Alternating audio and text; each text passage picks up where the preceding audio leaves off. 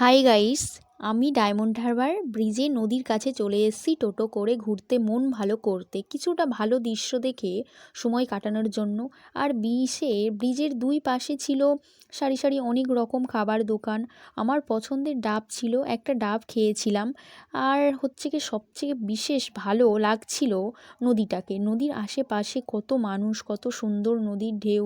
বিশেষ কারণ ছিল ডিসেম্বর মাসে বছরে আমার একটি দিন ঘুরতে আসা। এই সব কিছু তোমাদের কেমন লাগছে? এত সুন্দর দৃশ্য সব কিছু দেখে আমাকে কমেন্টে অবশ্যই জানিও। আর লাইক করতে ভুলো না। তোমরা সবাই ভালো থেকো। আর শীতের মরশুমে তো জানো ঘুরতে আসার একটি মন চাই, মানে ঘুরতে আসার জন্য সবাই মন চাই যে একটু ঘুরতে যাই ডিসেম্বর মাসে। শীতের মরশুম মানেই তো ঘোরা, তোমরা জানো সেটা। আমার মতো এত সুন্দর জায়গায় কারা কারা ঘুরতে চাই অবশ্যই কমেন্টে জানিও। শীতের মরশুমে তিনি ঘুরতে আসা খুবই ভালো ব্যাপার, মন ভালো থাকে, সব কিছুই ভালো থাকে। তবে ঠান্ডা একটু বাইরে অবশ্যই বেশি, তার জন্য মানে সেফটির জন্য শীতের জ্যাকেট পোশাক সব কিছু পরে বেরোনোই উচিত আমার মনে হয়। আর আমাদের এই নদীটি দেখো কত সুন্দর, ভালো লাগলে অবশ্যই আমাকে কমেন্টে জানিও। আর এখানে তিনি অনেক ঢেউ ছিল, কিন্তু এখন শীতের মরশুমে তিনি তো অতটাও নদীর জল এখানে নেই।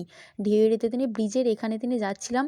তো ব্রিজে আমরা যখন গেলাম দেখলাম যে টাইমে বেরিয়েছি সকালের দিকে, সেই টাইমে ব্রিজের খোলা ছিল না। তো আমরা যখন ব্রিজের ওখানে বেরিয়ে পড়েছি, রাস্তায় প্রচুর ভিড় ছিল, মানুষজন আমাদের মতো অনেকেই ঘুরতে যাচ্ছিল এই ব্রিজের দিকে। তো আমারও খুব ভাল লাগছিল, ভাবলাম যাব, কিন্তু দেখলাম যে তালা দেওয়া। তারপর আমাদের যাওয়া হলো না। আর ওখানে তিনি যেতে মন করছিল খুবই, কিন্তু যেতে পারলাম না। যাই হোক, এতটুকুই দেখেছি, খুবই ভালো লাগছিল। আর ভুট্টা খেতে মন চাইছিল, তো ভুট্টার দাম ছিল একটু বেশি, আর আমার তো ভালো লাগছিল না কেমন একটা। তারপর ডাব খেয়েছি, ডাব খেয়ে বেরিয়ে পড়েছি। তো ডাবের জল খাওয়া অবশ্যই অত্যন্ত ভালো ব্যাপার। তোমরা অবশ্যই সকালে কোথাও থেকে পেলেও, ডাবের দাম বেশি অবশ্য, একটি করে ডাব 50 টাকা করে নিচ্ছে। তো 50 টাকা নিলেও কিন্তু শরীরের জন্য ডাব একটি খাওয়া খুবই ভালো, অবশ্যই ভালো।